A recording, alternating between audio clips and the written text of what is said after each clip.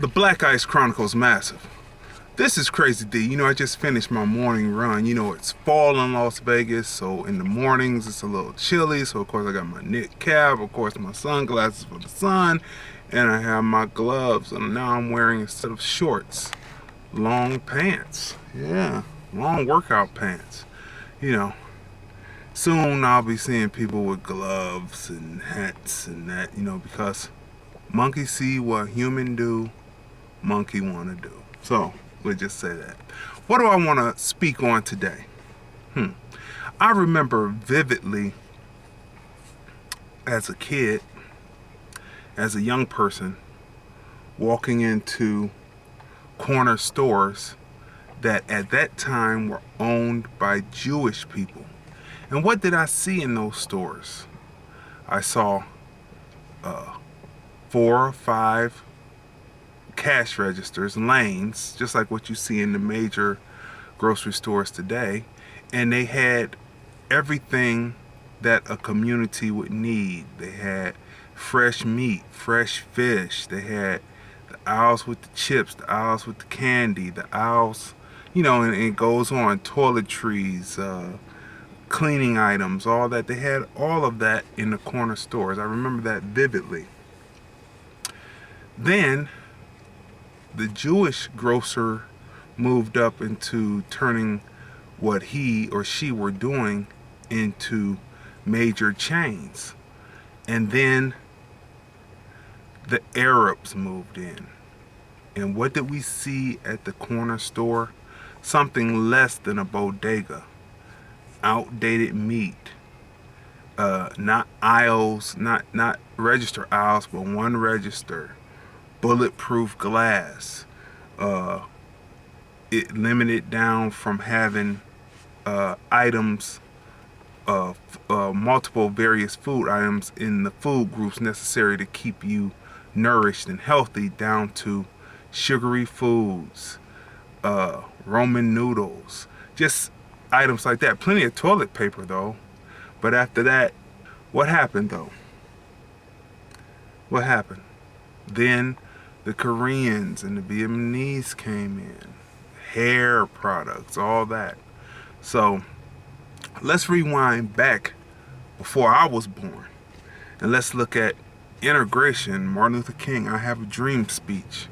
And he later would say, before he died, that maybe he had integrated his people into a burning house. So let's look at integration. Before integration, there were black-owned businesses in the black community, and they were the ones who gave credit to their people, and they would pay at the end of the week. After integration started, and then you could walk into any store, people defaulted on their credit, and many of those black businesses closed. Okay, so they closed, and then all of the other owned businesses open up. And now let's look at it today. You'll see videos on the internet where women go into shops and they're caught, quote unquote, stealing, and then the Vietnamese or whatever nationality of Asian they are beat them up, almost strip them naked. Now, at the same time, when integration came in, all of a sudden, once black folks could start shopping at the white store, they would start telling the black store owners that their prices are too high. But you know what they would do? They would go straight to the white man's store and pay the same exact price for the same exact thing and think nothing of it.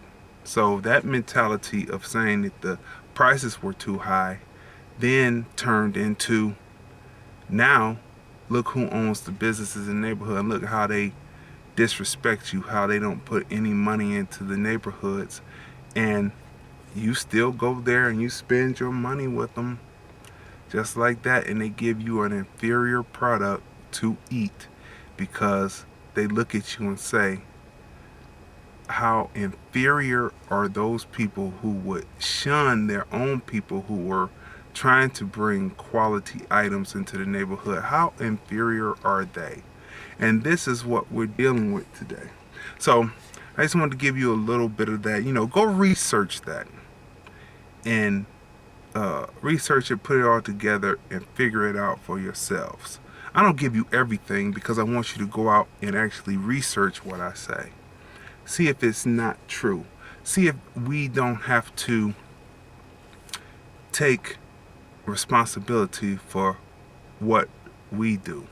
So we went from black-owned businesses before desegregation. After desegregation, we went to Jewish-owned businesses, and then we went to Arab and Asian-run businesses. And each time, it degraded down and degraded down and degraded down, which took the community down, down, down. So we have to take responsibility for looking at our people and saying, well, your price is too high. Your ice isn't cold enough. Your money isn't green enough. What you're doing for us in our community, for your community, doesn't matter for us because we want to go over here and shop in these other people's stores. So we have to take responsibility for that. And then along with the closing of black independent stores, then we have to take responsibility for the drugs that we sold to each other that were supplied by them to wipe us out, but we sold it. I didn't personally sell it, but I'm saying we because we're all in this boat together. And some of us realized early on and say, well, I'm not going to do that. I'm not going to do that because that's killing my people. So we have to look at that and say, we sold those drugs. They brought it in, but we sold it. We got into gangs and we started shooting each other. They gave us the guns, but we shoot each other. We have to take responsibility for that. And then we have to take responsibility for not wanting to make a change. Always trying to escape the neighborhoods that we're in to move into someone else's neighborhood, who then again moves out of that neighborhood, and then more of us move in and the same pathologies come up. But then we have to look at it. Why do we hate ourselves? Why do we have so much self-hate towards each other? Then on top of that, the very places where we try to move out of, well, they re-gentrify those areas, put them out of our price range, and then they live in the prime area where they originally left because we moved in there, and then they moved up somewhere in the suburbs paying more in water tax, property tax. And then when you try to move in there, they're moving back to the area that you thought you said was so bad and re-gentrifying. So think about those things when you look at it, and think about the culpability of self. And that gets back to my thought process on being a minstrel. You want to be so much like them, but they want to have what you got. They want to have the land that you have because it's better than what they pushed out to. They find out in the end. So there it is. So put it all together, and then we'll be back. The Black Ice Chronicles.